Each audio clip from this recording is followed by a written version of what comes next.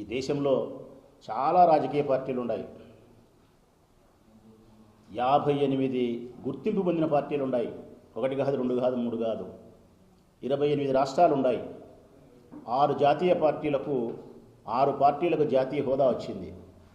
కాంగ్రెస్ కానీ, బీజేపీ కానీ, People's National party కానీ, ఆమ్ ఆద్మీ కానీ, బహుజన కానీ, కమ్యూనిస్ట్ సిపిఐ సిపిఎం కానీ ఈ పార్టీలకు జాతీయ హోదా ఉంది.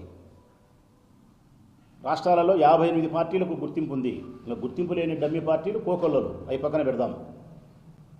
ఇప్పటి వరకు 70 సంవత్సరాల కాలంలో ఈ 58 పార్టీలలో, ప్రాంతీయ పార్టీలలో 57 పార్టీలు, 6 జాతీయ పార్టీలు ఎప్పుడో ఒకప్పుడు ఎవరితోనో ఒకరితో పొత్తు పెట్టుకున్నారు. అటు అసెంబ్లీకో, అటు పార్లమెంటుకో. కొన్నిసార్లు సింగిల్గా పోటీ చేసినారు, కొన్నిసార్లు పొత్తులు పెట్టుకున్నారు.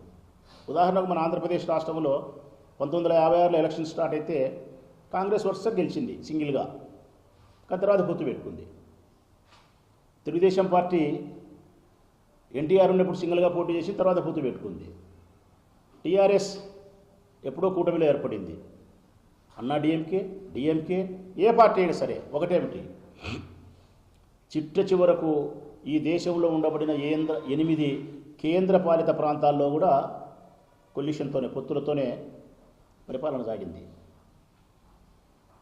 ఒక్క వైఎస్ఆర్ కాంగ్రెస్ పార్టీ మాత్రమే, ఒక్క జగన్మోహన్ రెడ్డి గారు మాత్రమే పార్టీ స్థాపించినప్పటి నుంచి ఇప్పటి వరకు ఏ జెండాతో జతగట్టకుండా, ఏ పార్టీతో పొత్తులు పెట్టుకోకుండా, కూటమిగా ఏర్పడకుండా, తను నమ్మిన సిద్ధాంతాలతో, తన జెండాతో, తన అజెండాతోనే నిర్దిష్టమైనటువంటి అభివృద్ధి లక్ష్యాలతో ప్రజాసేవకు ప్రజల ముందుకు వచ్చి ఎన్నికల్లో పోటీ చేసిన ఏకైక నాయకుడు జగన్.